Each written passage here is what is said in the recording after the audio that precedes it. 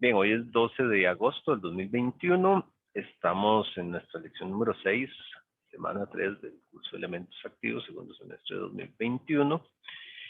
Y hoy corresponde iniciar con el tema de el diodo, básicamente.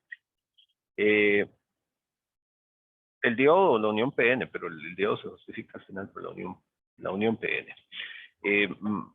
Más adelante vamos, bueno, ahí les he estado presentando algunos ejemplos de cálculo y después vamos a tener más, ahí iremos avanzando, iremos juntando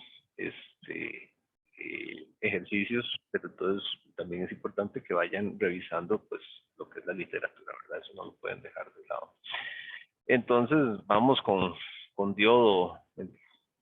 Me gustó esto para portada, diode en inglés, está vacilón. Bueno, el diodo es el dispositivo semiconductor más simple, es el más simple de todos y es la base, no tanto el diodo per se, sino lo que se llama la unión PN, es la base de modelos más complejos. Cuando hablamos de modelos más complejos, básicamente nos vamos hacia el transistor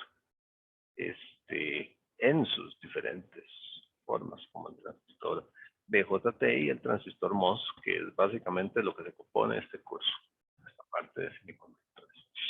Pero empezamos con el diodo. El diodo es el punto de partida. Entonces, de manera simple, se suele decir que es un dispositivo que permite el flujo de corriente en una dirección. Esa es como la manera más simple, funciona casi como una válvula. Ya vamos a ver el símbolo, ¿verdad? Pero el símbolo es este y lo que se dice es que permite el flujo de corriente en una dirección.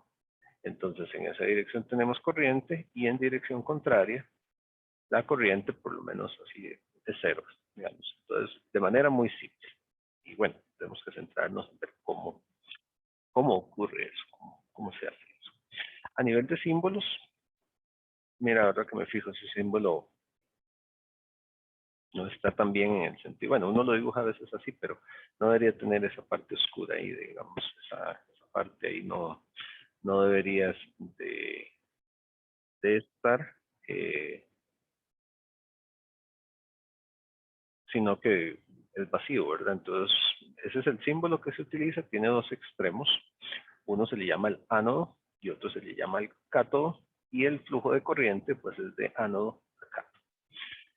Al principio, a nivel de símbolo, siempre se le confunde, bueno, o sea, a mí siempre se me confundía mucho, hasta que recuerdo que un profesor en un curso posterior, porque a uno se le confundía eso, entonces él decía, vean qué fácil, esto es como una K invertida, aquí, una K, y de ese lado es que tenemos el cátodo, ¿verdad? Y del otro lado tenemos el ánodo y cátodo. Entonces, ya nunca se me olvidó, del lado de la K invertida es que está el cátodo. Esas son las terminales, eso es a nivel de símbolo, propiamente lo que es el diodo. El dispositivo físico es muy simple, son dos terminales también, se lo encuentra, lo compren de forma discreta. Y entonces tiene dos terminales y tiene una rayita para marcar el cátodo.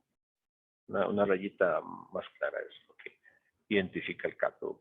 Aunque cada vez es menos pues, su uso como dispositivo discreto, hablamos de un dispositivo solito, sino que cada vez, digamos, el diodo se sigue utilizando, pero es un dispositivo integrado hoy en día. Sin embargo, pues todavía se ve esto. Lo que pasa es que antes sí, digamos, uno abría un dispositivo electrónico, lo que fuera un tele, un radio, lo que fuese, y uno veía y podía individualizar los transistores, los diodos, etcétera, y era bueno para los que reparaban equipos porque muchas veces era un dispositivo que se dañaba, uno decía se quemaba, y era cuestión de soldar, fijarse el número de parte y cambiar, ¿verdad? Hoy en día todo avanza. Hoy en día son circuitos integrados y hoy en día si algo se daña, a veces cambia todo, ¿verdad? unos vecinos acá me decían que se compraron un tele grandote, ahí, 65 pulgadas, en Pricemar ahí, a cuotas ahí de no sé cuánto, ¿verdad? Y decían que la muchacha que les ayuda con la limpieza de la casa moviendo un mueble lo golpeó el tele y no enciende, no enciende, y ya se pusieron a averiguar. Y sí, se le dañó por lo menos es lo que le dijo el técnico, se le dañó la tarjeta principal y eso no es un repuesto común, hay que mandarlo a importar y cuesta 700,000 pesos traer la tarjeta y el tele cuesta 700,000 pesos. O sea, ¿verdad? Bueno, historias tristes, que ni la Rosa de Guadalupe puede resolver. Ok, eso es el dispositivo. ¿De qué se compone? De una unión de un semiconductor tipo P y otro tipo N. Ya hemos hablado de eso, fue lo que estuvimos hablando primeramente el curso. Y eso es lo que vamos a estudiar. Vamos a estudiar la unión PN. Vamos a estudiar la unión P y N. Y entonces nos damos cuenta pues que el ánodo, aquí está la correspondencia, tiene que ver con o está asociado a la unión P y el cátodo a la unión N. Eso es lo que tenemos ahí. Ahí sí ya no sé a nivel de PN cómo asociarlo, ¿verdad? O una K inversa ahí con la N o algo así. O sea, habría que ingeniársela, hacer algún método para aprenderlo. Bueno, eso es lo que tenemos. Entonces, ¿qué es lo que vamos a empezar a ver? La unión PN. Eso es con lo que vamos a iniciar. Ok, entonces la unión PN la entendemos bien porque vimos lo que es un semiconductor tipo P, lo que es un semiconductor tipo N. Entonces vamos a ver su estructura, donde la unión P pues tiene huecos, ¿verdad? Debido a un dopado de materiales aceptores. La unión P tiene un dopado con electrones de más debido a átomos donadores, ¿verdad? Básicamente eso es lo que tenemos. Entonces, eso es lo que conocemos, este es el escenario, ya es conocido, sabemos sobre concentraciones de los materiales, sabemos qué es lo que ocurre, ¿verdad? Nos vamos a basar sobre el silicio intrínseco también, que es como el punto de partida y después simplemente hablamos de los otros tipos de materiales, pero simplemente esto es lo que tenemos, ¿verdad? Entonces, vamos a ver qué es lo que ocurre aquí, que es bastante interesante en realidad.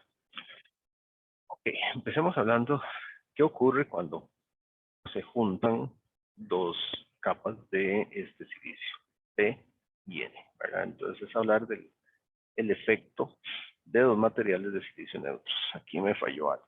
Bueno, ahorita se va a complementar eso con otra cosa. Detalles. Ahí disculpan esos detalles. Ignoren esto de momento. Tenemos las uniones. Bueno, aquí está presentado al revés. Así lo hace Razavi. Razavi los presenta esta imagen. Sí, y así usualmente se suele presentar P a la izquierda y N al otro lado. Bueno, no importa. Entonces, bueno, tenemos silicio, ¿verdad? Y por ejemplo, con fósforo por acá. Entonces, esto para N, ¿verdad? Entonces el fósforo es un donador, queda un electrón de más. Y del otro lado, pues tenemos silicio, que se le pone o se le puede agregar boro, que es un material aceptor, ¿verdad? Entonces quedan huecos ahí por los enlaces covalentes, ¿verdad? La diferencia que tenemos. Es importante, bueno, ya casi lo vamos a ver acá. El dopado de los materiales es uniforme. Eso quiere decir de que son dos materiales, se hace un dopado uniforme, o sea, el cubrimiento del material es uniforme con sus concentraciones. Y eso pues nos lleva a un material pues, de este tipo, ¿verdad? Ahora sí, la imagen se ve bien. Entonces, tenemos P y N. Nuevamente, este es el cátodo, este es el ánodo. Eso es importante tenerlo en cuenta. Tenemos P, tenemos N, entonces tenemos electrones de un lado, huecos del otro lado, las cargas.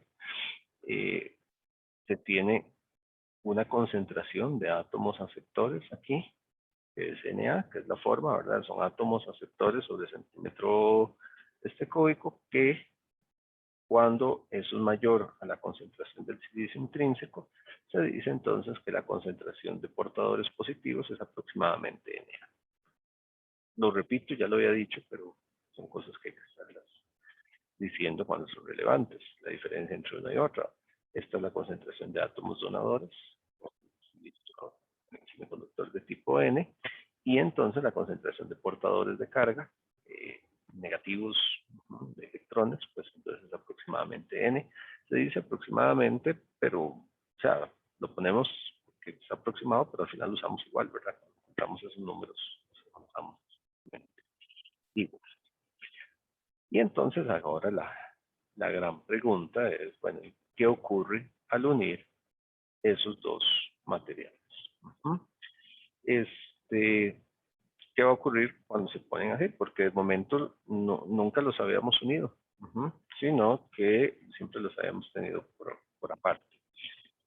Hay algo que uno puede anticipar de manera sencilla, creo yo. O sea, ¿qué ocurrirá cuando yo tengo una unión de un material que tiene exceso de electrones de un lado y el otro tiene exceso de huecos?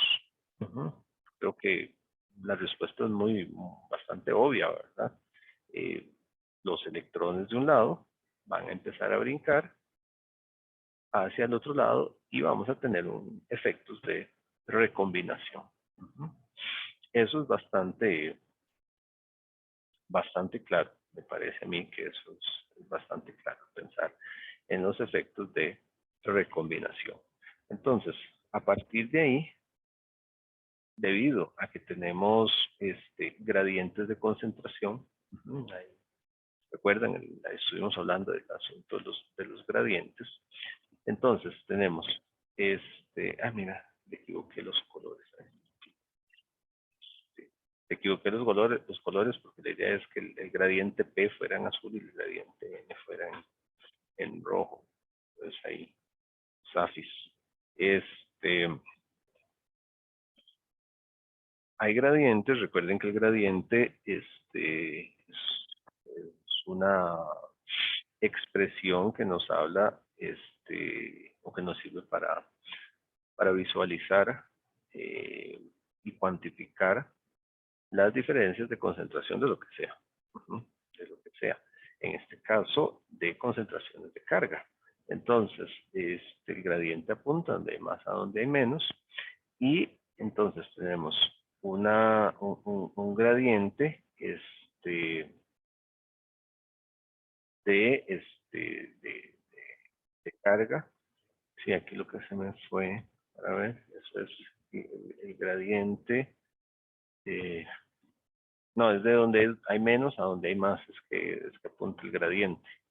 Él me dice la dirección donde hay más, entonces es que tiene que ser rojo.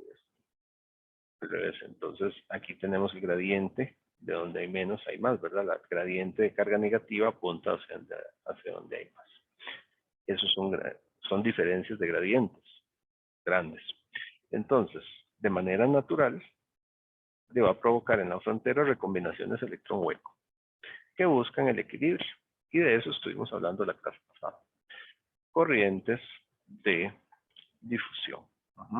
Tenemos una corriente de difusión que va a buscar, pues de manera natural, quiere buscar el equilibrio. Eso es lo que hace la naturaleza. Pregunta. Obviamente, pues sí, vamos a tener corrientes ahí y los procesos no pueden ser infinitos. ¿Qué creen que ocurre cuando empieza esa recombinación? ¿Hasta a dónde se detiene? ¿O qué pensaría uno intuitivamente con esas recombinaciones? ¿Qué creen que Profe, ocurre? Sí, es como un bateo muy grande, pero supongo que se tienen que cambiar bienvenido. cada cierto tiempo, entonces. ¿A qué te referís cambiar cada cierto tiempo? el diodo. Digamos, en un ejemplo en el que eso sea un diodo, entonces tendría que cambiar cada cierto tiempo porque esa corriente se va a, digamos, gastar. Pregunto, no sé. Ok, que se agota, decís, el material o la capacidad del diodo. Ajá, como que el material se desgasta. Pero Ok, pregunto, no ok, sé. ok. No, no, está muy bien, digamos, desde que yo pregunto aquí es como para construir. Cuando uno hace este tipo de preguntas es para despertar el razonamiento. Y los razonamientos, aunque uno no la pegue, están muy bien, porque a partir de ahí, de lo que uno quiere es despertar un poquito la inquietud, ¿verdad? De qué es lo que ocurre. Le dice también en el chat acá, Julián, dice la mitad de huecos llenos. Bueno, y podría, es un razonamiento también acertado, o sea, pensar en la mitad de los huecos llenos, bueno, y si habláramos de que tenemos, dependería de la concentración, ¿verdad? No estamos estableciendo las concentraciones. Tal vez uno dice inicialmente, oye, la misma cantidad de electrones que de huecos, bueno, y habría que pensar, ¿verdad? La mitad de los huecos llenos, tal vez con la mitad de los electrones. Bueno, y es un razonamiento totalmente válido. Eh, y están bien, o sea, como razonamientos iniciales también, no obstante ambos son incorrectos. Alguien más que con batazos, no importa, de eso se trata, de construir un poquito. ¿Qué creen que ocurre ahí?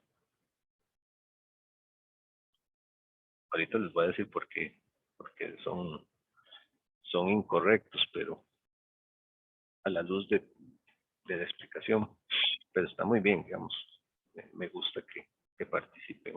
¿Alguien más? ¿Una otra idea de qué pasará? Sabemos que empiezan a pasarse, pero hay un punto donde eso no es infinito. Ahí, digamos, no puede ser infinito. Eso estamos claros, ¿verdad? No puede ser infinito. Eh, si basáramos la corriente del dispositivo únicamente en el efecto de la difusión, pues sería cierto lo primero que se apuntó, de que tal vez agotaría el material y listo, ¿verdad? Se acaba el efecto y cambia el diodo, ¿verdad? Si eso fuese cierto. La mitad de los huecos llenos, bueno, más o menos, hay un punto ahí, digamos, pero dependería mucho de las concentraciones y demás para saber si la mitad o todos los huecos llenos y demás, habría que ver. Eh, yo estaba como esperando que alguien me dijera, de no, se alcanza el equilibrio, así como es la difusión, se empiezan a recombinar hasta que el dopado se vuelve uniforme en todo el material, por lo menos para mí es también un razonamiento muy obvio. Pero no, ¿qué es lo que ocurre? Cuando empiezan a pasarse, primero, ambas uniones o ambos materiales son eléctricamente neutros. Cuando empezamos son eléctricamente neutros. Este, ya habíamos hablado de por qué son eléctricamente neutros, eso es porque cada átomo es eléctricamente neutro, ¿verdad? Aunque queden huecos y queden electrones, el átomo como tal es neutro, ¿verdad? Porque la cantidad de electrones que tiene él es igual a su cantidad de protones. Lo que pasa es que no le alcanza para hacer el enlace, pero es neutro. Entonces, digamos, esto es absolutamente neutro. Entonces, digamos, cada uno de ellos es neutro. Sin embargo, cuando se empiezan a dar los pasos de carga, se va perdiendo la neutralidad. Por ejemplo, digamos, si esto es totalmente neutro y esto es totalmente neutro, en el momento en que un electrón brinca de acá al otro lado a rellenar un hueco, ¿qué está pasando? Una carga negativa está abandonando el material tipo N. Al abandonar la carga negativa al tipo N, queda cargado, queda unión, pierde la neutralidad y esta área empieza a quedar positiva. Y por el otro lado, aquí ganó un electrón de más que me anuló el hueco y entonces empieza a quedar negativa. Y es algo interesante lo que ocurre ahí en esa área. O sea, tenemos esto acá y aunque tenemos aquí el montón de cargas negativas y del otro lado tenemos el montón de cargas positivas, en el momento en que las cargas brincan, aquí a la orilla empiezan a aparecer una zona no neutral, sino más bien una zona cargada, positiva, y del otro lado se empieza a cargar negativamente. Y empieza a darse una diferencia de potencial entre las regiones, un voltaje, al final de cuentas. Empieza a darse un voltaje. Al darse un voltaje, hay un campo eléctrico que apunta hacia pues, el lado negativo, donde empieza a darse el desbalance. ¿Se acuerdan que provoca un campo, el efecto de un campo eléctrico en un material semiconductor dopado? Eso lo vimos en las clases anteriores.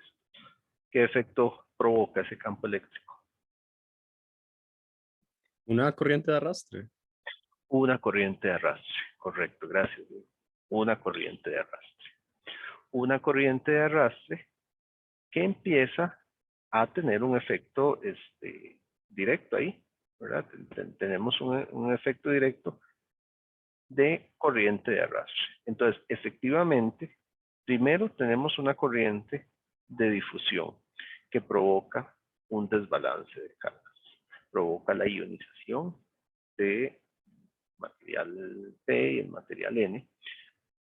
Y ese desbalance provoca una diferencia de potencial, provoca un campo eléctrico y eso provoca una corriente de arrastre.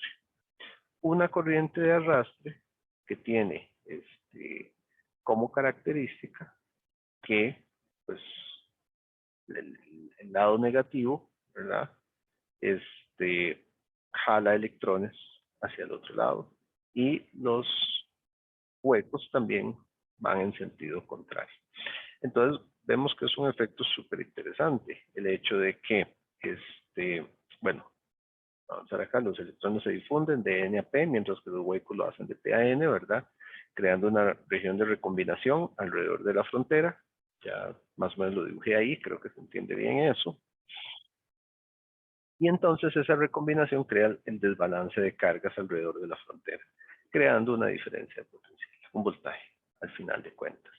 Entonces vean que tenemos eso, que es lo que dibujé, tenemos el campo eléctrico, ¿verdad? Que se hace presente ahí. Y eso crea efectivamente una corriente de arrastre. Entonces, ese campo eléctrico E crea una corriente de arrastre jalando electrones de P a N y huecos de N a P. Con esta nueva información, hasta este punto, lo cual esto tal vez no es tan evidente, digamos, y estoy seguro que los que empezaron a estudiar semiconductores también hicieron un montón de teorías que se descartaron de momento y en base a la evidencia después tuvieron que explicar por qué diantres esa cosa no sigue hasta infinito, por qué no se vuelven homogéneos o por qué no se agota la capacidad, ¿verdad? O por qué no simplemente se llenan los huecos con electrones y se detiene ya, ¿verdad? Sino que observaban cosas diferentes. Entonces tuvieron que explicar qué es lo que ocurría, ¿verdad? Ahora, con esta información, ¿qué creen ustedes ahora que ocurra? ¿Dónde se da eso? Digamos, primero tenemos la primera recombinación, luego tenemos lo cual da una corriente en un sentido, y luego tenemos un campo eléctrico que por así decirlo, reacomoda las cargas en otro sentido. ¿Qué creen que ocurre ahora? ¿Cuál es el batazo siguiente?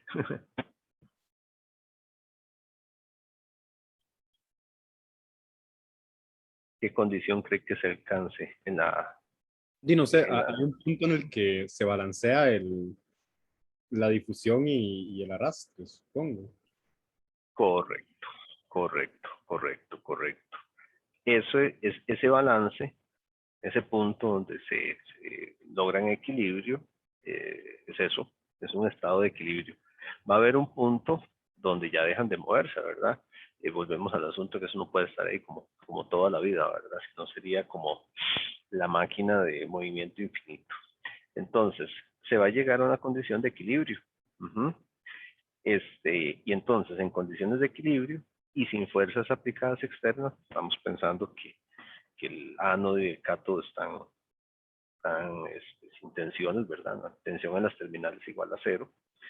La unión PN llega a un equilibrio, donde la corriente de arrastre es igual a la corriente de difusión. Y ya nada se mueve. Hay un punto de equilibrio, precisamente. Y eso es algo bastante interesante, que llega a un punto estático, digamos.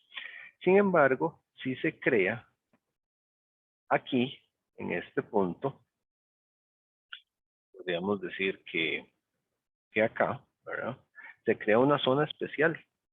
Una zona especial que produce una configuración muy propia. En esa zona que está ahí, hay una configuración particular de las cargas, que no va a cambiar a menos que se aplique una fuerza adicional, ¿verdad? Para lograr algún movimiento adicional de carga se debe aplicar ya una tensión, un campo eléctrico externo que lo haga. Pero entonces aquí, ¿cuál es el detalle? Alcanzamos equilibrio. Alcanzamos equilibrio, un estado estable. Y esa zona particular se le llama zona de agotamiento. Tiene un nombre particular, se llama zona de agotamiento, que por así decirlo, lo que también podría aplicar, se ve como una zona de transición. Es una zona de transición entre los dos materiales que tenemos ahí. Hay que definir alguna nomenclatura para entender bien esto, para las concentraciones de las uniones. ¿Por qué? Porque sabemos, digamos, antes era muy fácil cuando veíamos solo un tipo, ¿verdad? Pero ahora tenemos que ver un poquito lo que ocurre aquí. Sabemos que en la zona P y en la zona N, ambos tienen portadores positivos, portadores negativos, ambos, ¿verdad? Portadores positivos y portadores negativos. Entonces, como nomenclatura, estos son los positivos de la zona P, los negativos de la zona P, los positivos de la zona N y los negativos de la zona N, donde hay portadores mayoritarios y minoritarios, ¿verdad?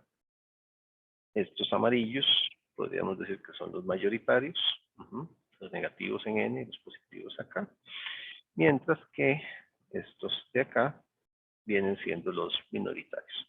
Pero entonces necesitamos definir eso, ponerles nombre y bonito, ¿verdad? Entonces hablaríamos de que los portadores positivos son los huecos del lado P. Entonces eso es PP. NP, electrones del lado P. NN, electrones del lado N. Y PN, perdón, electrones del lado N. ¿Okay? Con eso, pues podemos identificar claramente las cargas de un lado y del otro, donde tenemos pues, estos tipos de portadores. A partir de la ley de acción de masas, es posible determinar las diferentes concentraciones, si me dan una concentración inicial, ¿verdad? Entonces, por ejemplo, si me dice que la cantidad de átomos dopantes, donadores, ND, es igual a NN, ¿verdad? Entonces estamos en la zona N. Estos serían los portadores mayoritarios de la zona N. Es 5 por 10 a la 15 sobre centímetro cúbico. Y la cantidad de átomos aceptores en la zona P. Mira, ahí hay un errorcillo, ¿verdad? Porque esto tiene que ser como son aceptores, es PP. Tengo que corregir eso. NA es igual a PP. Tiene que ser PP ahí. Porque son los átomos aceptores. Es 1 por 10 a la 16 sobre centímetro cúbico, ¿verdad?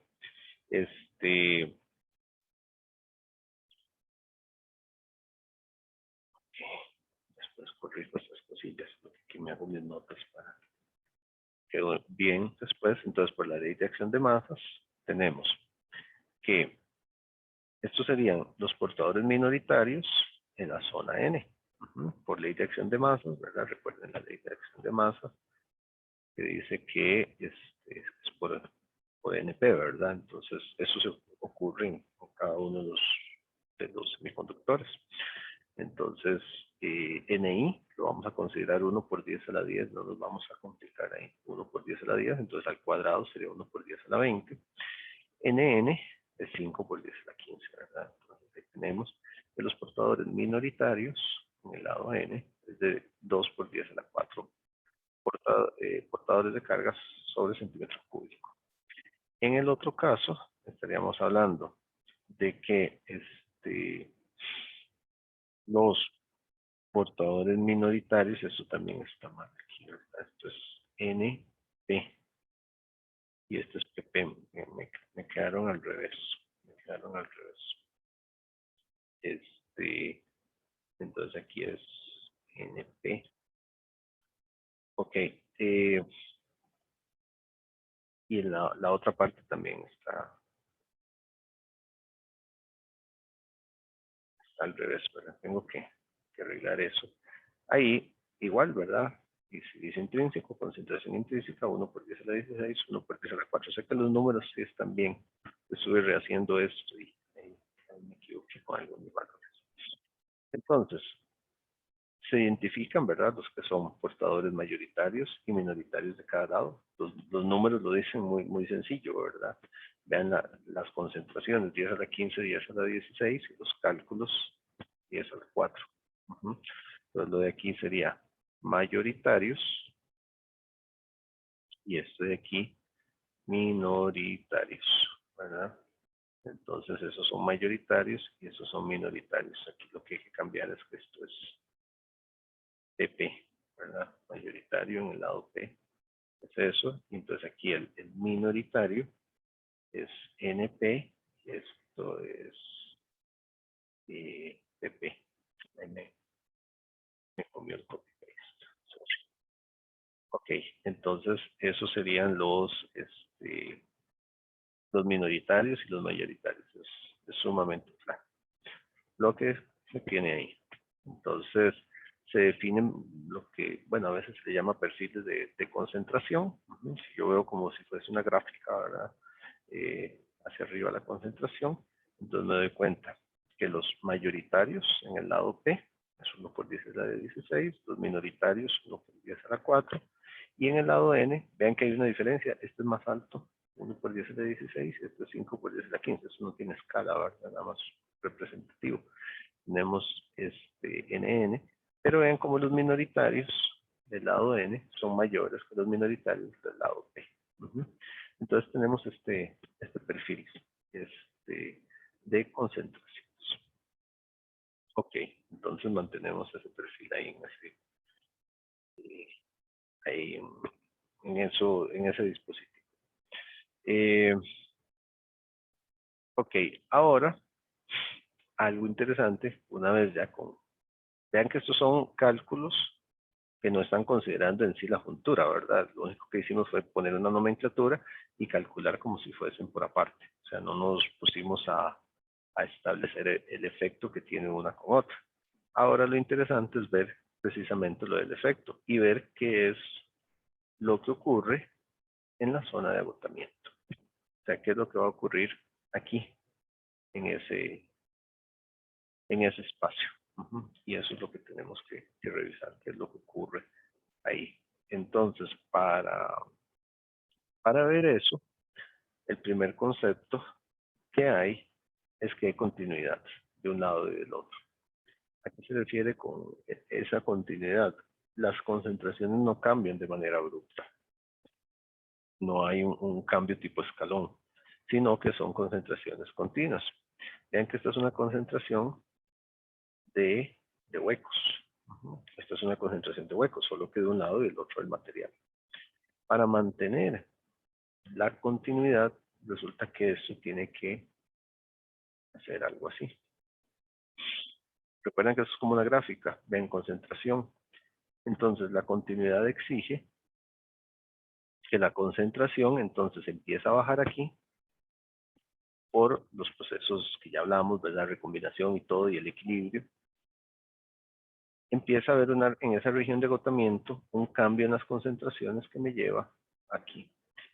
Y pasa lo mismo con la concentración de electrones. Aquí es minoritaria, aquí es mayoritaria, pero debido a los intercambios que hay un punto, un cambio ahí en esas dos concentraciones que se da ahí. Justo en el centro de la juntura, ambas son iguales, es el punto de equilibrio, digamos, que se tiene ahí. Recordemos que no hay tensiones externas, no hay fuerzas externas, no hay nada alrededor. Y eso me da los perfiles de concentración alrededor de la juntura. Eso que está ahí, lo dice, bueno, la ley de la juntura, que me dice eso, ¿verdad? Entonces, en la zona de agotamiento debe haber continuidad. Eso es lo que dice lo que se llama la ley de la juntura. Lo cual se da en la zona PM, recordemos, concentraciones hacia arriba, ¿verdad? Entonces, ahí hay una continuidad. Las curvas no le hagan así como super caso, ¿verdad? En realidad esta curva no debería ser más suave, ¿verdad? Debería ser como hacia abajo más bien, para eliminar el piquillo. Porque el piquillo ese más bien me habla de un cambio abrupto. Debería ser más suave eso. Entonces las concentraciones de carga se curvan de manera que exista continuidad de un lado al otro. Tenemos esas curvas. Entonces la ley de la juntura lo que dice es que la concentración de portadores minoritarios de un lado de la unión depende de la concentración de portadores mayoritarios del otro lado y de un factor exponencial. No vamos a entrar en eso. Antes en el curso sí se trabajaba eso, se veían las ecuaciones. Ahorita lo redujimos, entonces no vamos a entrar en ese detalle. Sin embargo, sí es bueno, digamos, para nosotros importante saber esa continuidad que vamos a tener de un lado al otro. Y eso es lo que garantiza el equilibrio. Si no tuviéramos continuidad, o en el momento en que no haya continuidad, simplemente di qué es lo que va a ocurrir. Van a empezar otra vez los procesos de recombinación, etc. Para cerrar la idea no, ya aquí estamos, mentiras.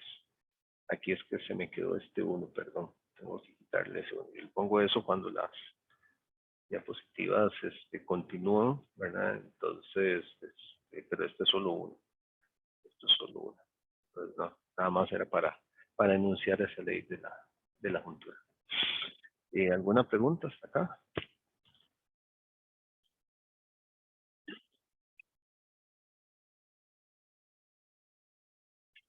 Bien, si no hay preguntas, entonces hagamos la pausita para despejarse. Nos despejamos un poquito, todos nos hace falta. Y volvemos ahorita. Ajá. Tengo una pregunta, ¿se ha dejado alguna tarea o algo así? Que no me haya dado cuenta. No, de momento no he dejado nada. Todavía no, todavía estamos un poquito en etapa de calentamiento. Ya pronto podríamos tener algo, porque por lo menos ya cerramos como una unidad que es la de semiconductores. Entonces pronto sí podríamos tener algo de momento. Cuando yo deje algo, les envío un correo y también lo envío al chat de WhatsApp. Ahí lo envío. Siempre Okay, lo hago así. Sí, es que no había terminado de ver el video de la clase anterior, entonces no sabía si al final habías dejado algo, pero todo bien, entonces. Pero profe. Ok, perfecto. Listo, entonces, ahorita volvemos para ver esto del potencial de contacto. ¿Está bien? Entonces, ya casi seguimos. Los dejo otra vez en la dimensión desconocida un ratito. Ok, seguimos. Entonces, voy a empezar a compartir. Ok, entonces estamos hablando un poquito de esta parte. Ya vimos qué es lo que ocurre en la unión, establecimos la zona de agotamiento, la ley de las culturas, sabemos qué es lo que ocurre a partir de ahí. Algo muy interesante, entonces, se da esto, en equilibrio tenemos esto de acá, pero es intuible, digamos, qué ocurre si yo aplico un potencial eléctrico en los terminales términos generales, ¿qué es lo que tú puedes esperar? Arrastre, ¿verdad? Hay arrastre ahí. Campo eléctrico que jala cargas para un lado y para el otro. Entonces es de esperarse que haya ahí un arrastre si uno aplica un campo eléctrico, pero no cualquier campo eléctrico. Y eso es parte de lo interesante de lo que ocurre acá. Como les decía, en equilibrio en la unión PN, las corrientes de arrastre y difusión son las mismas, ¿verdad? Entonces, la densidad de corriente de arrastre en la zona P, ¿verdad? Es igual a la corriente de difusión en la zona P. Eso es lo que vamos a tener ahí. Lo mismo en la zona N, ¿verdad? Pasaría lo mismo. De un lado o del otro va a ser lo mismo. Los valores de esas corrientes, las magnitudes son iguales. Una para un lado, una para el otro, pero llega un punto de igualdad para tener precisamente equilibrio. Recuerden, bueno, densidad de corriente es corriente sobre área. Usualmente se suelen ver como casi lo mismo, la diferencia es un factor numérico, que es un área, ¿verdad? Las cantidades no son cambiantes, es una constante. La diferencia es que la densidad de corriente sí se define como un vector, mientras que la corriente no. De hecho, la densidad de corriente está definida, su área está definida usualmente por el área que atraviesa, porque es directamente perpendicular al área por el cual se está moviendo. O sea, un conductor cilíndrico, por ejemplo, y que tiene un área A ahí determinada, por el cual pasa cierta corriente. Entonces, si le hacemos un zoom a esa área, usualmente a partir de ahí, pues se define matemáticamente un vector normal a esa superficie que está ahí, y en dirección contraria va la densidad de corriente usualmente. Entonces, la densidad de corriente va por ahí. Eso es válido inclusive para conductores ahí, ¿verdad? Que se mueven ahí, que son un cable, por ejemplo. Entonces, siempre la corriente, la densidad de corriente, se va a mover así, ¿verdad? Porque en todos los puntos que yo haga un corte transversal de las áreas, esa área tiene que ser normal o perpendicular a esa densidad de corriente. Mientras que la corriente no tiene el factor de área, no tiene dirección, simplemente.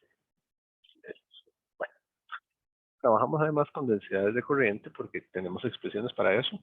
Las definimos en la clase pasada, definimos corriente de arrastre, corriente de difusión, y estas son las ecuaciones que teníamos para ellas. En realidad no hay nada nuevo, si lo revisan. Entonces teníamos que la corriente de arrastre es Q por la movilidad, en este caso lo estamos viendo en el lado P, ¿verdad? Por las cargas P, por el campo eléctrico que provoca precisamente el arrastre que va a haber ahí.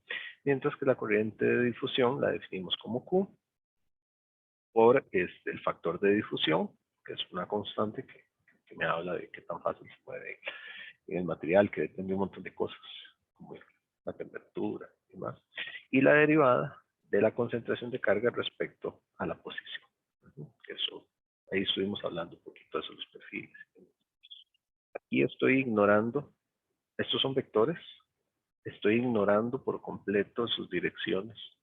¿Por qué? Porque hay todos en la misma dirección, o sea, donde analizamos la juntura de estas, simplemente, solamente uno ve que esto es X, ¿verdad? Entonces simplemente se define que va en X. Ignoramos los signos, ignoramos porque simplemente sabemos que las magnitudes son iguales, entonces por eso no lo ponemos, pero en otras definiciones uno encuentra a veces un vector unitario aquí, ¿verdad? Que le dice a uno que va en dirección X, pero es lo mismo, o sea, los cancelamos. Cancelado, cancelado. Y también podemos cancelar la carga, que es un valor numérico, la carga de un electrón de los dos lados es lo mismo, o carga del elemento, ¿verdad? los eliminamos, entonces la ecuación se nos simplifica ahí.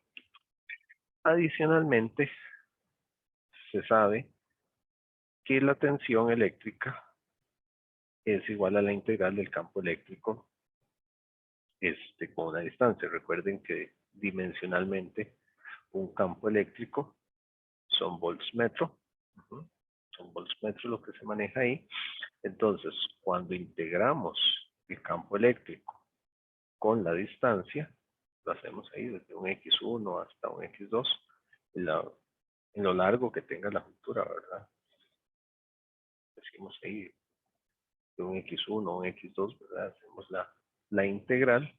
Entonces, el campo eléctrico que tiene unidades de volts metro, la integral me va a proporcionar unidades de metro. Entonces, esa integral tiene unidades de volts, ¿verdad? Entonces se dice que es un voltaje. Es como la definición fundamental que tenemos ahí. Física 2 creo que lo tienen que ver por ahí, y en 1 también. Y entonces a partir de ahí, pues si yo derivo a ambos lados, me queda la derivada de la tensión con la posición, y la integral desaparece, ¿verdad? Y me queda el campo eléctrico. Entonces yo puedo sustituir este campo eléctrico acá, lo puedo sustituir por la derivada de la tensión por la posición, respecto a la posición.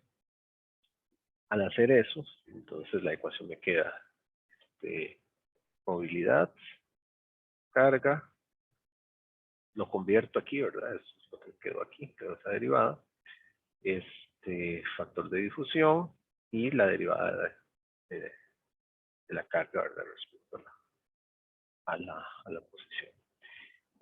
Entonces integramos. A la hora de integrar, acá, ya vamos a ver, estamos buscando un voltaje. Estamos buscando un voltaje. El voltaje que está presente, ahorita le damos una interpretación física y demás. Entonces integramos ahí a ambos lados, hay que hacerlo. Entonces, pero no integramos igual, o no integramos exactamente igual de ambos lados, porque, bueno, vean que aquí tenemos de X y de X, se nos van los de X. Sería bueno agregar esa cancelación de que se van los de X de los dos lados, entonces nos queda de un lado un diferencial de tensión y del otro lado nos queda un diferencial de carga. Entonces, a la hora de hacer las integrales, de un lado nos queda el diferencial de carga, ¿verdad?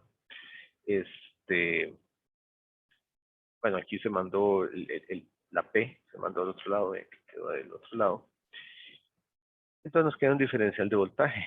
Vamos a integrar desde el voltaje, que va desde VP, el voltaje en el lado P, hasta el voltaje VN, a lo largo de toda la estructura semiconductora. Entonces, esa es la integración. Y del otro lado es una integral que va desde la carga, aquí, en PP, ¿verdad? P en el lado P, hasta P en el lado N. Lo cual tiene que resolverse bien. Hay continuidad de las distribuciones de carga en el lado P hasta el lado N. Entonces, todo bien, ¿verdad? Ok. Entonces, planteamos esas integrales ahí. Jugamos un poquito en eso, en el sentido de enviamos la movilidad, la enviamos al otro lado también. Voy a echarle unos movimientos.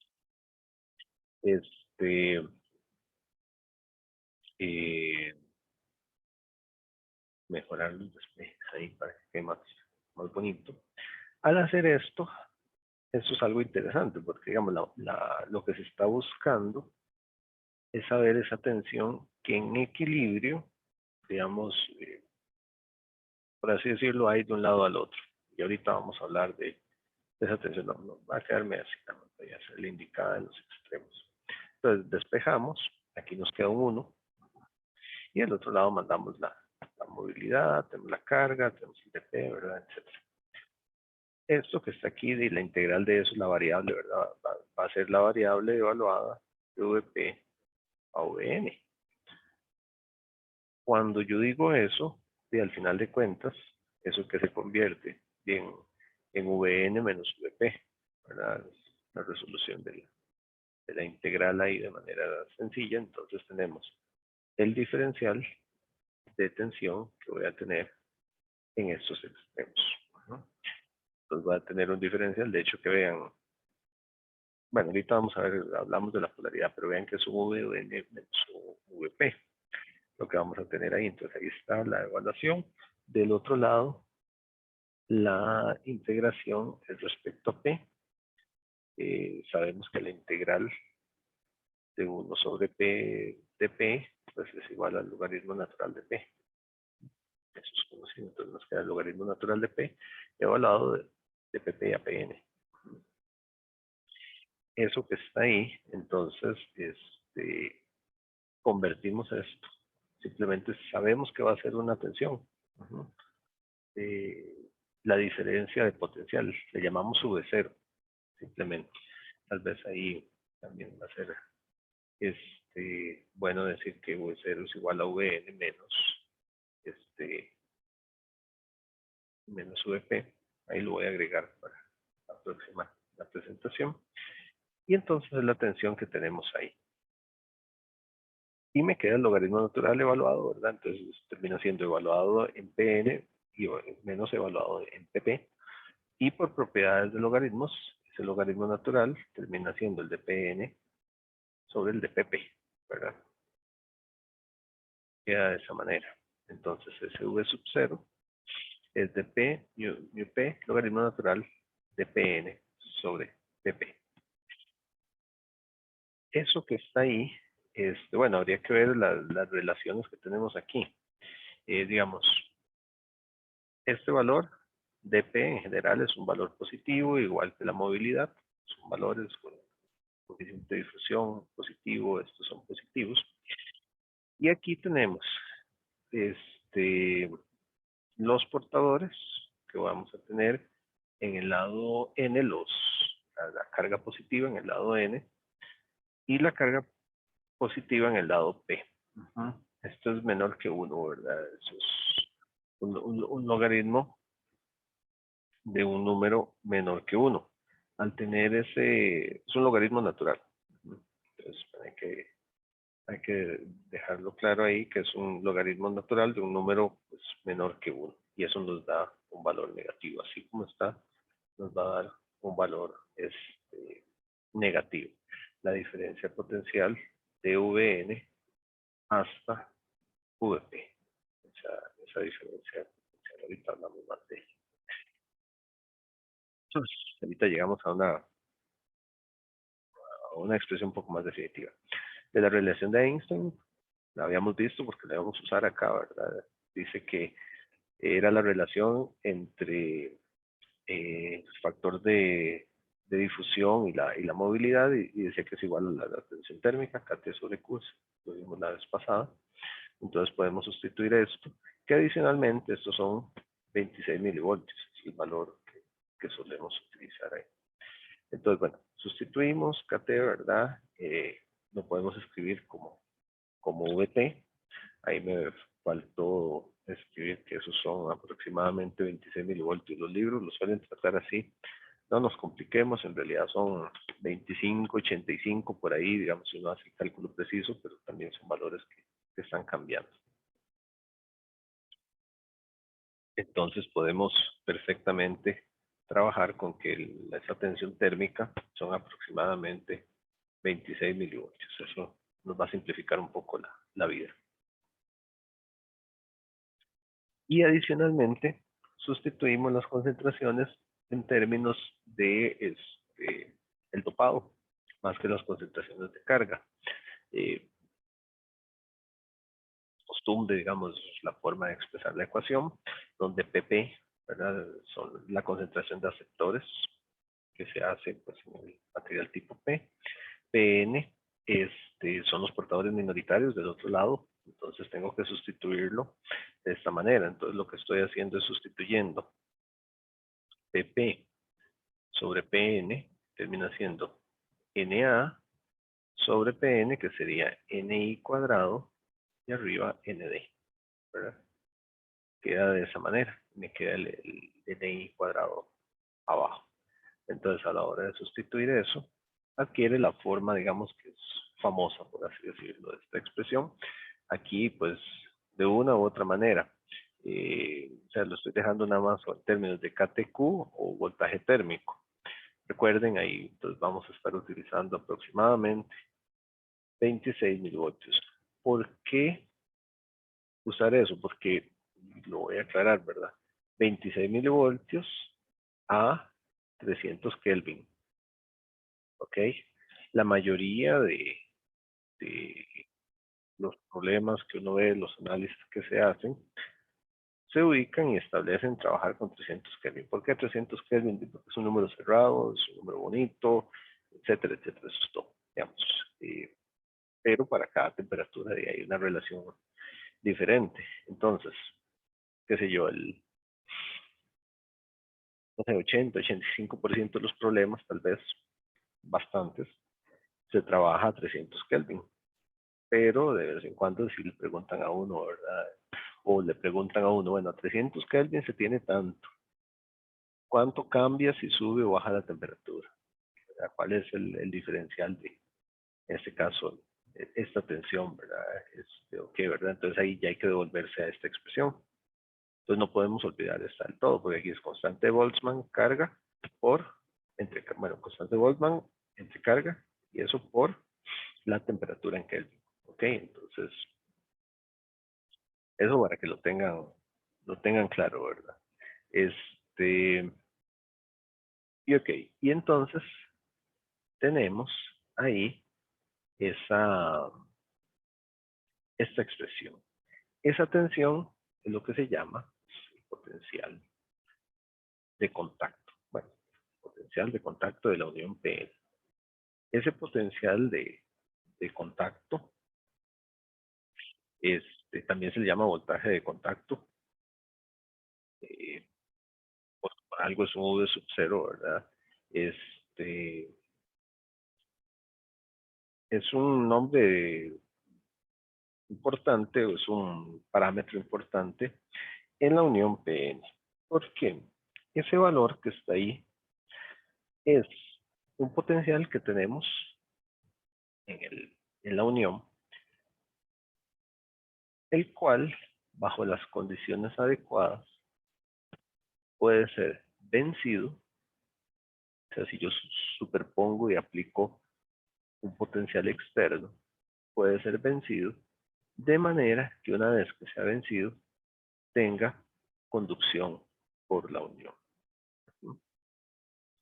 Y tenga un flujo constante de carga, electrones por un lado, huecos para el otro, si yo lo venzo. Entonces, es un valor que se vuelve muy, muy relevante. Es necesario vencer este potencial para poder establecer una corriente de arrastre lo suficientemente significativa para decir que el dispositivo está en conducción. Entonces, el valor de ese potencial es muy, muy, muy relevante. El potencial, y bueno, ahorita vamos a hablar de dos polaridades, pero hago el spoiler de una vez, que se aplica es más en el ánodo, menos en el cátodo, y bajo esas condiciones tenemos corriente eléctrica. Entonces tenemos una corriente eléctrica que sí, el voltaje, llamémosle en este momento, llamémosle el voltaje de diodo, es mayor que el V sub 0, ¿verdad? Pensando que el V de diodo es lo que aplicamos acá. Si es mayor, vamos a tener conducción. Y eso es lo que vuelve tan importante este parámetro que está acá. Si quisiéramos calcularlo para otro semiconductor, pues sí es posible. Lo que cambia es el valor intrínseco que va a tener el semiconductor, habría que ubicarlo. Y bueno, obviamente los dopados que se tengan. Pero ven la importancia de ese valor. En el silicio en particular, podemos calcularlo, ese potencial de contacto, numéricamente. Entonces, una unión de silicio presenta Estos son valores más o menos típicos.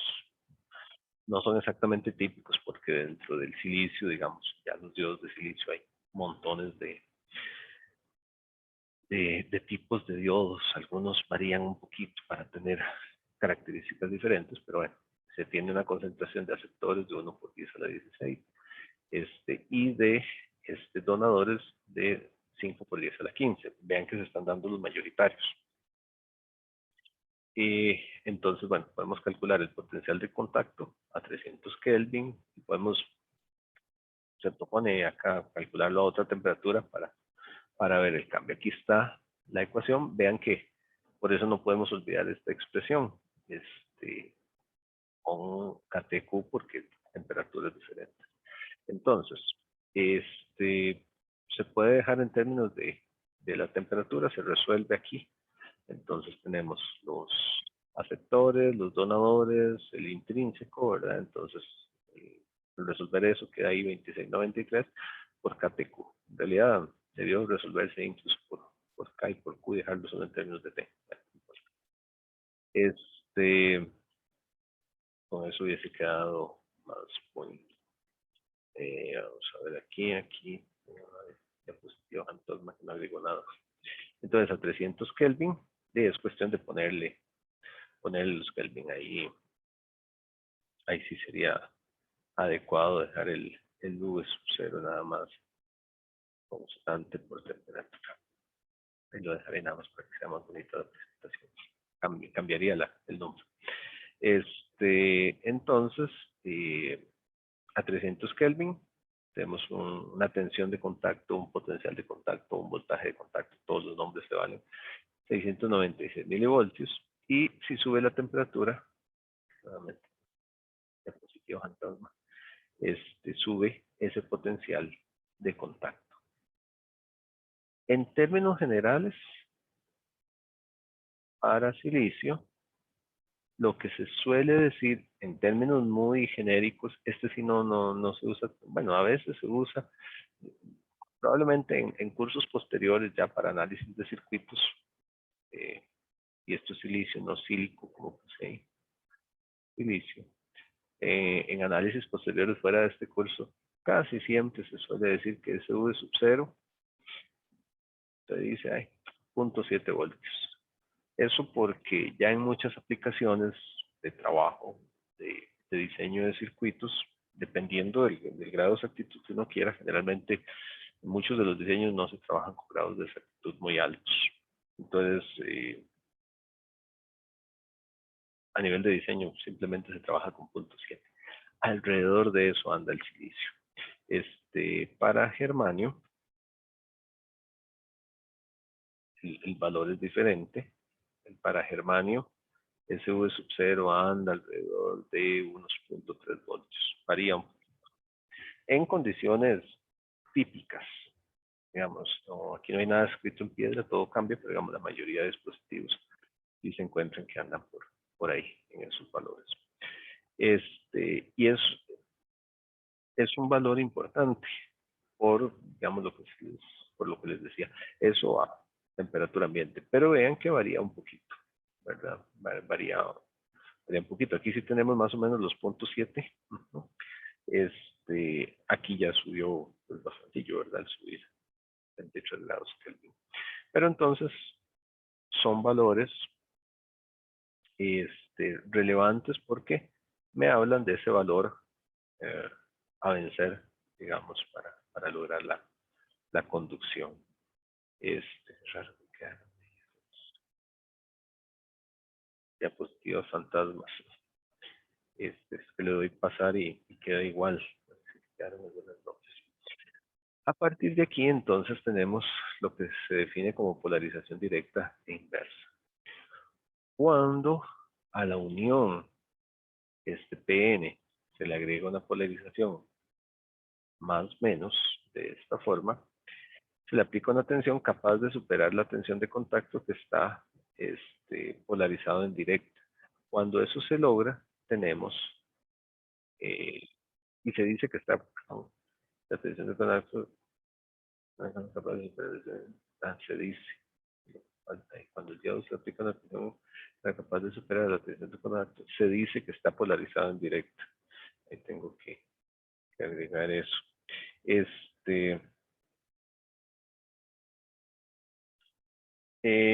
En ese punto, lo que se tiene es que se tiene un potencial que en realidad, digamos, está igualando el potencial que tiene el dispositivo. Vimos que el dispositivo tiene este potencial.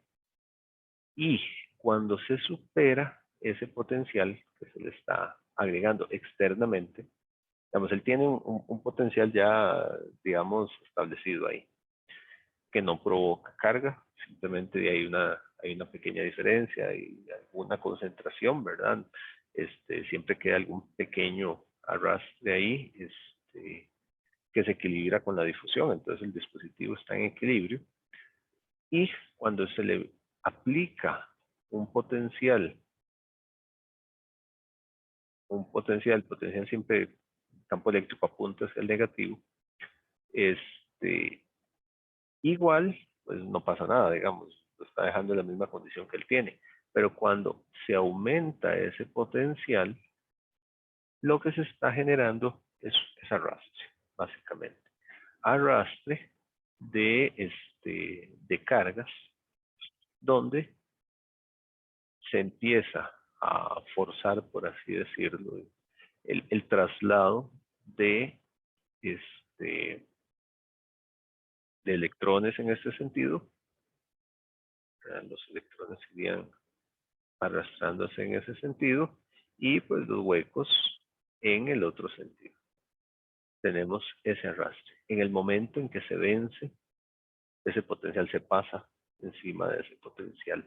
Se vence el equilibrio, digamos, hay un equilibrio que tiene ahí, pero al aplicarle un potencial externo, ese equilibrio se rompe. Y es bueno que se rompa porque se logra hacer el movimiento de cargas de un lado al otro. Cuando eso se hace, está polarizado en directa.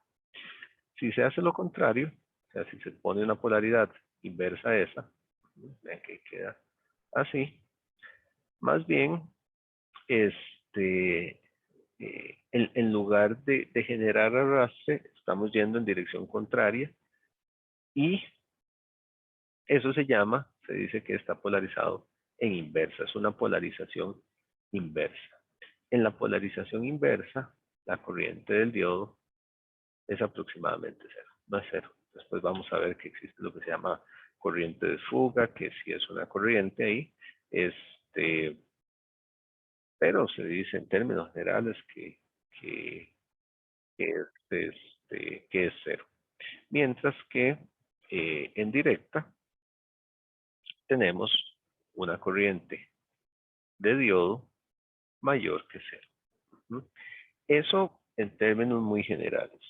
Sin embargo, si la polarización inversa sigue creciendo en magnitud, o sea, el voltaje que se le aplica de esta manera sigue creciendo en magnitud, hay un punto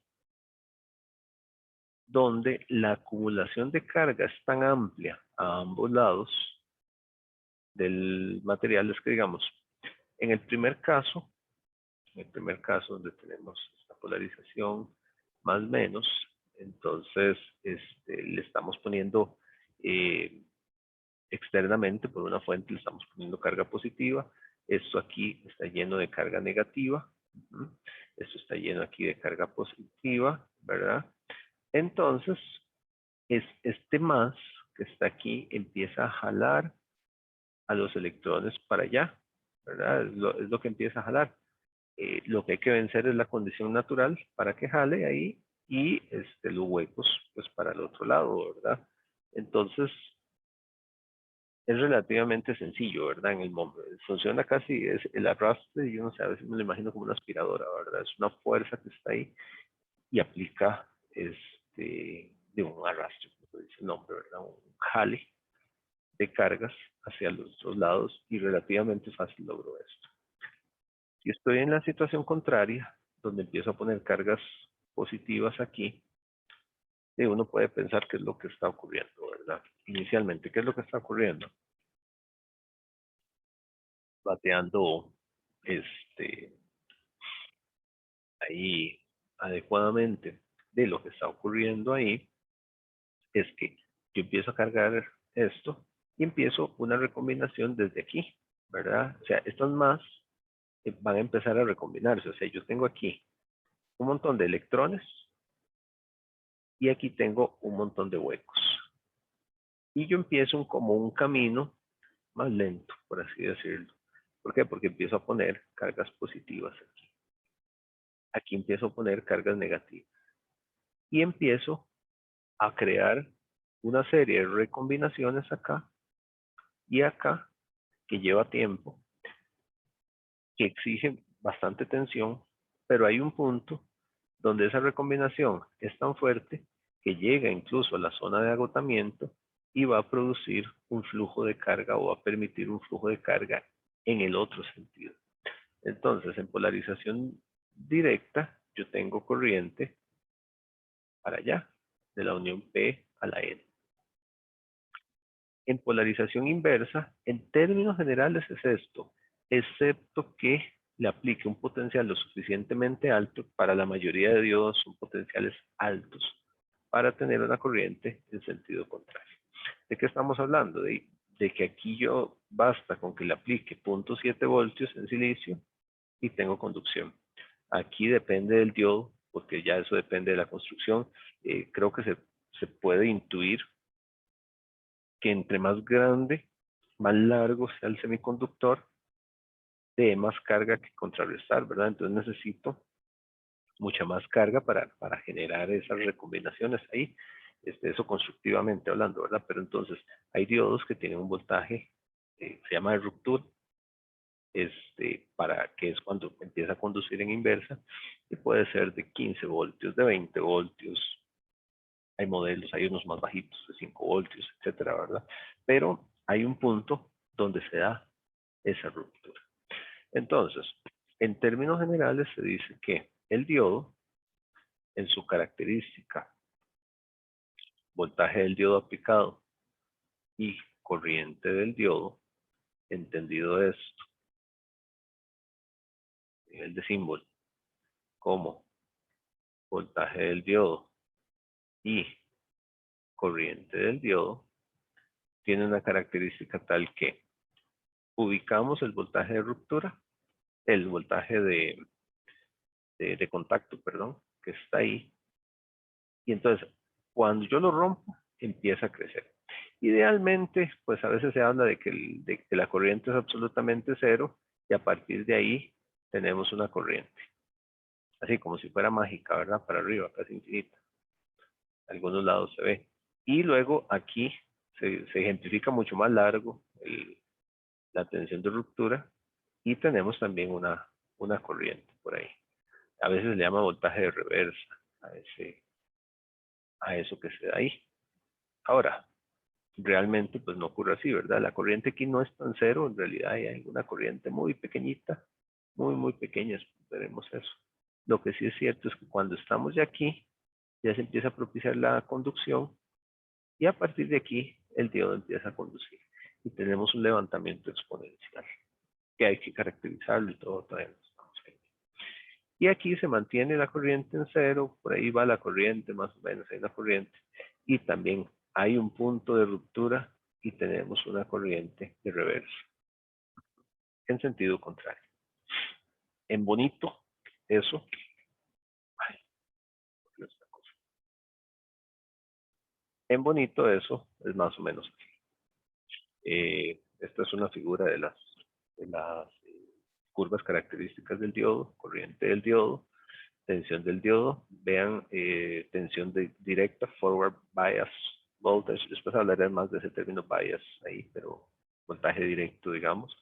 Este es el voltaje de reversa que se da acá, que es el inverso. Entonces, en este caso, en este cuadrante de arriba, tenemos tensión más en el ánodo, menos en el cátodo, tenemos corriente para allá. Se acostumbra a decir que funciona como un interruptor. Entonces, cuando está polarizado en directa con una tensión mayor que la tensión de contacto, él conduce. A veces se dice como un cortocircuito, no es tan cierto. Entonces, a partir, vean aquí, 0.7 para el silicio. Entonces, A partir de ahí tenemos un comportamiento de incremento exponencial de la corriente. En el otro lado, pues tenemos corrientes de fuga, lo que les decía, ¿verdad? Leakage current ahí. Aquí también hay corrientes de fuga. Solo con 0 voltios no hay corriente. Es absoluta, ¿verdad? Es muy pequeña. Estamos hablando de microamperios, cosas así.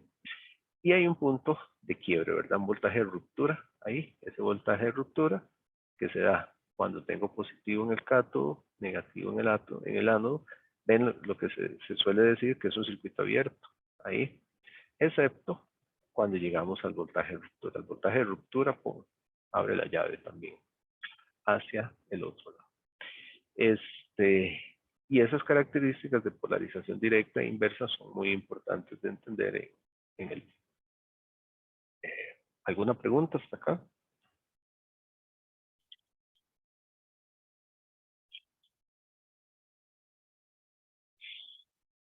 Tal vez sí se entiende. Ojalá que sí.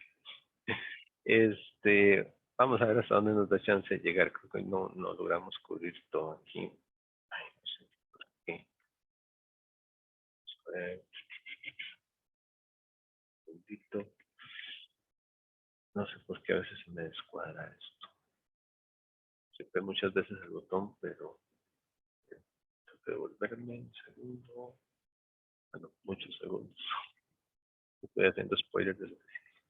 Ok, bueno.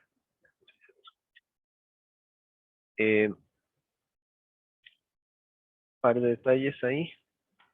La unión PN tiene una capacitancia. Capacitancia que es, bueno, existe en todos los casos, digamos, siempre, en cualquier caso del universo, donde tengamos un más y donde tengamos un menos, en lo que sea, hay una capacitancia ahí, en lo que sea, ¿verdad? El ejemplo más claro es un capacitor, ¿verdad? Es un capacitor y sabemos que hay capacitancias ahí, ¿verdad? Más o menos. En directa, la capacitancia es más baja porque no tenemos cargas estáticas. Recuerden que el capacitor en CD no deja pasar las cargas y eso crea mayor capacitancia. En directa hay una capacitancia, pero es más bajita y más, para muchos casos es despreciable. Pero cuando se polariza en inversa, véanlo acá, región N, región P, ¿verdad? Entonces le ponemos un voltaje de reversa, por eso se pone VR. Entonces aquí el cátodo positivo, el ánodo negativo. No hay corriente. O sea, usualmente en polarización reversa decimos que no hay corriente, a menos de que se especifique de manera explícita que se está, ya que se superó el voltaje de ruptura. Entonces, la zona de agotamiento ahí se ensancha, que es lo que les decía, esa polarización que se va dando hasta que ya hay continuidad, ¿verdad?, de carga. Y entonces hay una capacitancia ahí, pues importante. Es la carga que hay entre placas paralelas. No vamos a entrar en detalles de deducción porque si lleva su ratillo. Entonces nada más vamos a traernos acá. Se dice que la capacitancia en equilibrio, entiéndase la capacitancia donde no hay tensión aplicada, es esta que está acá en faradios sobre centímetro cuadrado. Es una expresión grande, vean que conlleva la permitividad son constantes de material, ¿verdad? Del material, digamos, está la del vacío por la relativa, entonces la permitividad del semiconductor, la carga entre dos, las concentraciones y la tensión. Mira, este VBI es en realidad V sub 0, tengo que sustituirlo.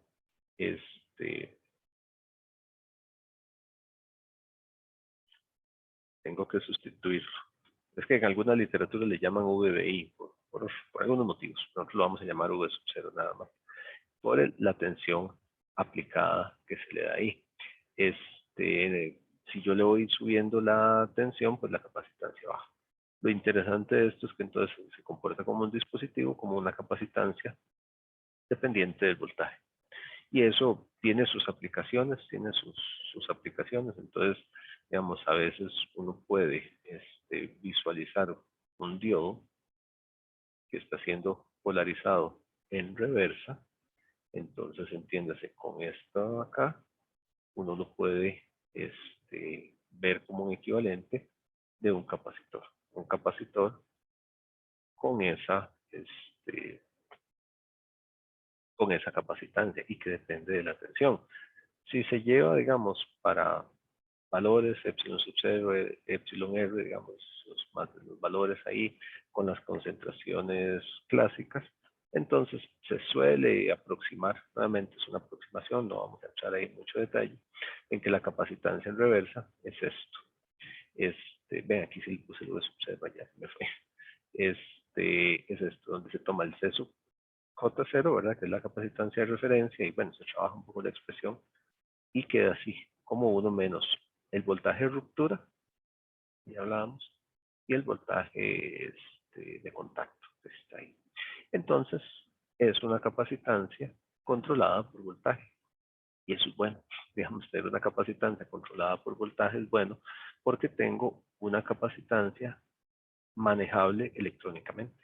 Entonces, le aplico cierto voltaje y me da cierta capacitancia, y eso tiene N aplicaciones. Entonces, bueno, eso es algo que ocurre ahí. Entonces, así se ve la capacitancia, digamos, con el voltaje aplicado. Si yo le aplico un voltaje de reversa, ¿verdad? Entonces, igual al V sub 0, pues se me hace 0, ¿verdad?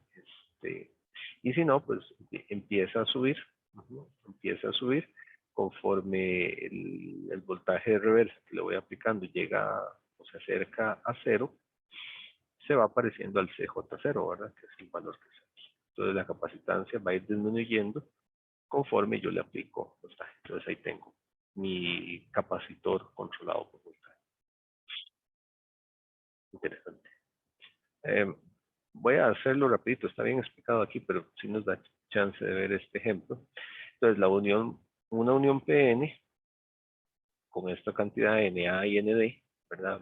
Mayoritarios nuevamente, se puede calcular entonces el V sub 0, la capacitancia en equilibrio, ¿verdad? Con 0 voltios y con un voltio aplicado. Es cuestión de sustituir y mandar nada al otro punto.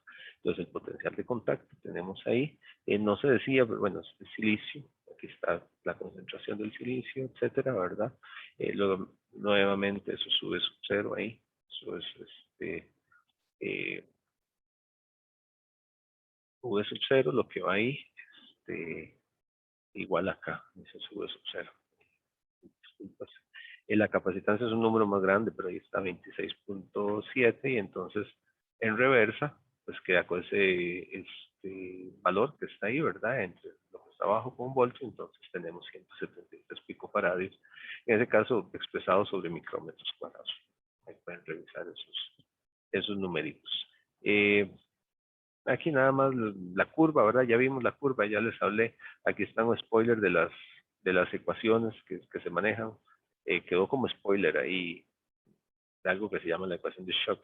Eso nada más como para que quede ahí cómo se maneja. No estamos todavía viendo eso. Y bueno, nada más ahí, el diodo Zener es un diodo que se trabaja en la región de ruptura, se le llama diodo de efecto avalanche o efecto Zener, que es un diodo hecho pues para trabajar más bien aquí, digamos, y mantener una tensión constante. Ahí. La próxima clase voy a retomarlo un poquito para no correr tanto aquí, hablarles un poquito del diodo Zener. Ya se nos fue el tiempo. ¿Alguna pregunta?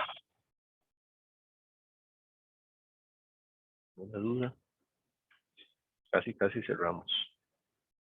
O hablar nada más de ese efecto de ruptura, no importa. Lo retomo en la próxima clase y seguimos ahí.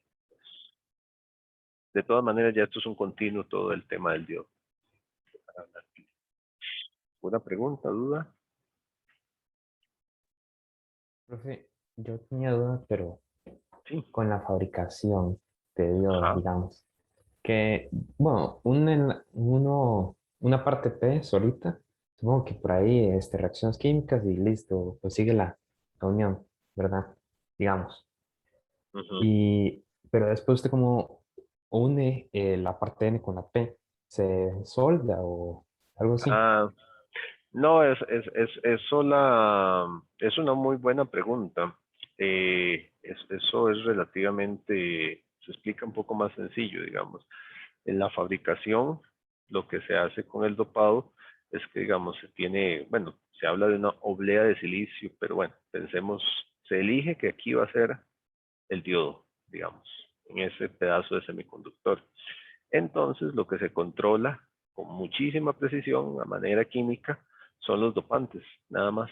Simplemente se bombardea, por así decirlo, de dopantes donadores aquí, de manera que todo quede así. Y mientras que del otro, y aquí queda todo negativo, uniforme, y del otro lado, se bombardea, digamos, de átomos aceptores que se incorporen a la estructura. Eso, digamos, es una base de silicio, es una única base de silicio, de ahí se tiene la olea, y entonces el proceso de fabricación elige las partecitas, ¿verdad? Y les aplica el dopado ahí, pero no es como que se solda o que se hace una por aparte, otra junta. De hecho, bueno, podría buscar algún video de eso, porque es interesante ese proceso de fabricación. Pero no, digamos, es una base común y se seleccionan las áreas, por así decirlo, no es eso, pero podría decirle que se pintan las áreas de positivo y negativo. Un término muy inexacto, pero más o menos algo así es lo que se hace. Ok, gracias. Ok, un gusto. ¿Alguna otra duda? Bueno, gente, si no, entonces nos estamos hablando para el próximo martes. Que estén muy bien. Se cuidan. Hoy hay charla, creo, a las 6 por el tocayo mío, donde voy a trabajar como ingeniero en electrónica. Busquen ahí, se conectan. Charlas interesantes. Que la pasen muy bien, se cuidan y nos hablamos el martes. Bueno, bro, hasta luego. Y Gracias, solo profe. por aquello, esa charla se corrió a mañana, para que sepan. Ah, se corrió. Ah, bueno. Sí, Qué dicha, hubo te un aviso. problemilla ahí. Ah, ok, no estaba enterado. Listo, entonces. Perfecto, gracias. Gracias, Hasta luego. profe. Hasta luego, bro. Hasta luego, que estén muy bien. Hasta luego, profe, gracias. Bueno, pura vida. Chao.